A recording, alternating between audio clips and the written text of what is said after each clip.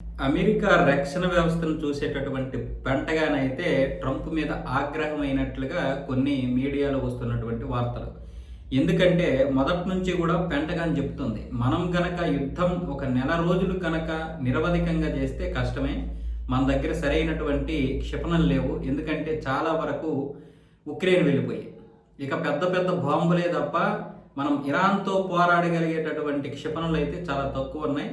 మంచిగా అంటే ఒక 2 వారాలు, 3 వారాలు అంతకు మించి లేవు. కాబట్టి మీరు వెంటనే సమావేశం ఏర్పాటు చేయాలి.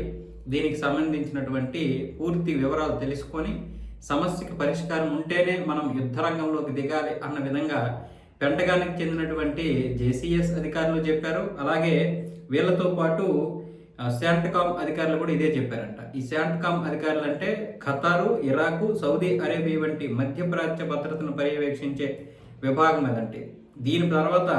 దీని ప్రధాన కేంద్రం ఫ్లోరిడాలో ఉంది. అలాగే జేసీఎస్ అధికారులు అంటే త్రివిధ దళాలు, ఆర్మీ, నేవీ, ఎయిర్ ఫోర్స్ వీళ్ళకి సంబంధించినటువంటి వాళ్ళందరూ కూడా ఇందులో ఉంటారు.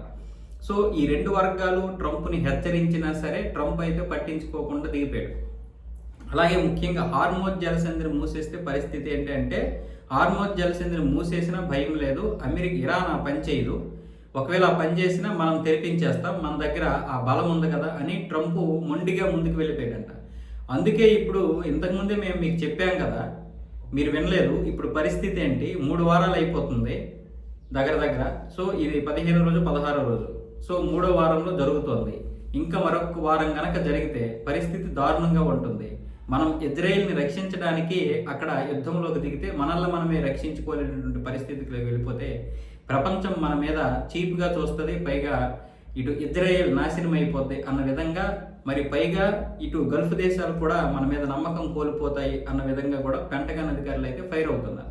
దీనికి ఇప్పటికిప్పుడే ఎంత క్షిపణుల తయారీ వేగాన్ని చూసుకున్నా, డ్రోన్లు కానీ క్షిపణులు కానీ అంత అర్జెంటుగా అయితే ఇప్పుడు అమ్ములు పొదిలోకి రాలేదు.